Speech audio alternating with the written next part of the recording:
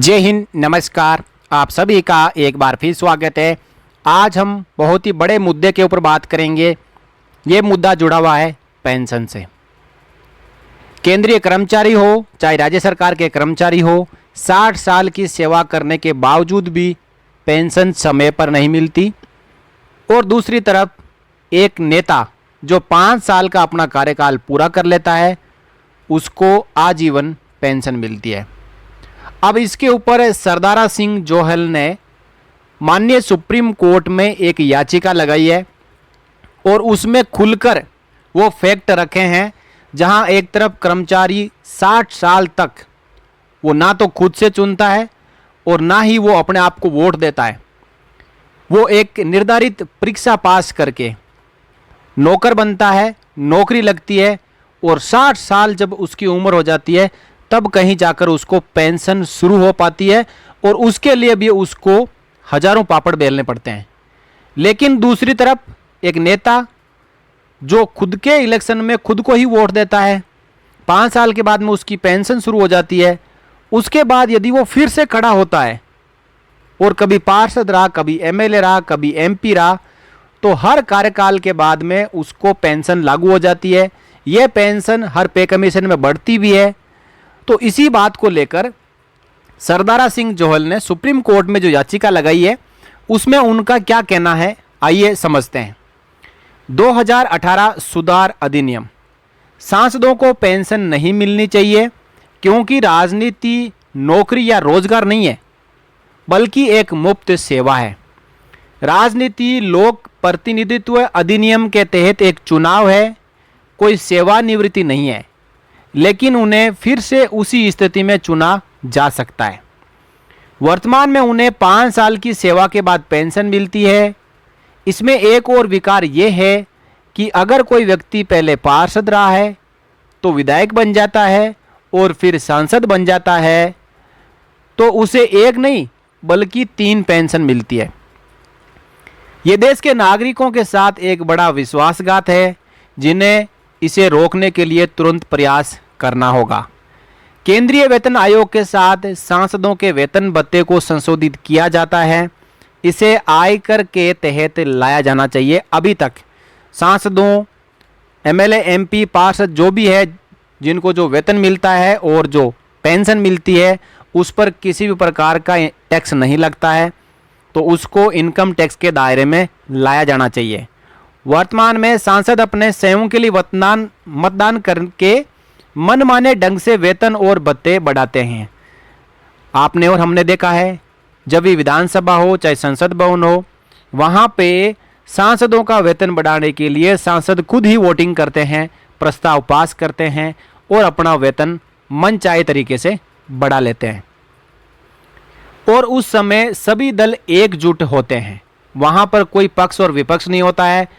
जो चाहे जितना चाहे बढ़ाने के लिए जो ड्राफ्ट लाया जाता है उस पर एक सहमति से मोहर लग जाती है और वो लोकसभा से भी पास हो जाता है, राज्यसभा से भी पास हो जाता है और राष्ट्रपति की मोहर भी लग जाती है। सांसदों की स्वास्थ्य देखभाल प्रणाली को छोड़ दिया जाना चाहिए और भारत के सभी नेताओं के स्वास्थ्य की देखभाल किसी अन्य नागरिक की तरह ही होनी चाहिए। वर्तमान में उनका इलाज अक्सर विदेश में किया जाता है। उन्हें बिजली, पानी और फोन बिल जैसी सभी रियायतें समाप्त होनी चाहिए। उन्हें ऐसी कई रियायतें नहीं मिलती है, लेकिन वे उन्हें नियमित रूप से बढ़ाते हैं। नेताओं के लिए भी आईएएस और पीसीएस परीक्षा या टीटी जैसी कोई परीक्षा पास होना अनिवार्य होना चाहिए। अपराधियों को चुनाव लड़ने से रोका जाना चाहिए। दंडात्मक रिकॉर्ड वाले संदिग्ध व्यक्तियों, आपराधिक आरोपों और दृढ़ संकल्प अतीत या वर्तमान को संसद से प्रतिबंधित किया जाना चाहिए। नागरिकों द्वारा एलपीजी गैस सब्सिडी पर कोई कटौती नहीं है, जबकि सांसदों और विधायकों को सब्सिडी मिलती है। संसद की कैंटीन में सब्सिडी वाले भोजन सहित अन्य सभी सब्सिडियां वापस होनी चाहिए। इनको मुफ्त रेल और हवाई जहाज की यात्रा जो मिलती है वो भी बंद होनी चाहिए। आम नागरिक को मुफ्त रेल और हवाई जहाज का कभी सफ़र नहीं मिलता है।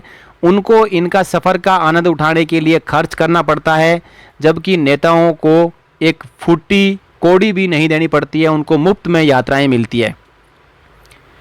यदि प्रत्येक व्यक्ति कम से कम 20 लोगों के साथ संवाद करता है और इस वीडियो को आगे भेजता है तो आपकी आवाज़ एक दिन जाकर जरूर बुलंद हो सकती है।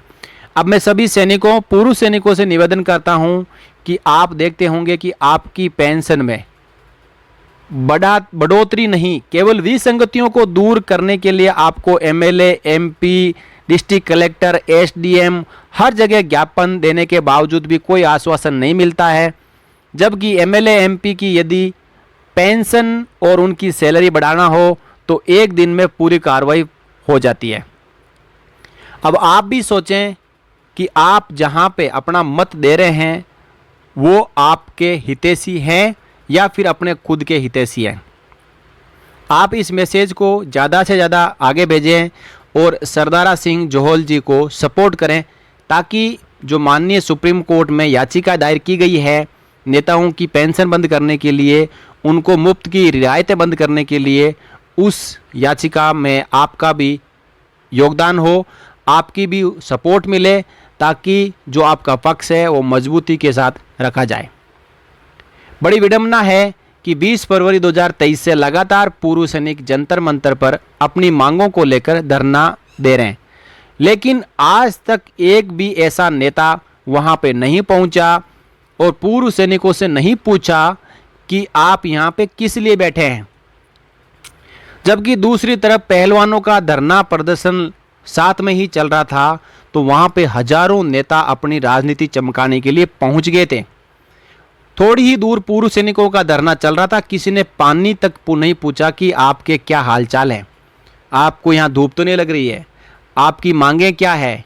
उनके घर पे जाने के बावजूद भी मांगों को जब दे के आए, मांग पत्र दे के आए, तो वो मांग पत्र रद्दी में फेंक दिए गए।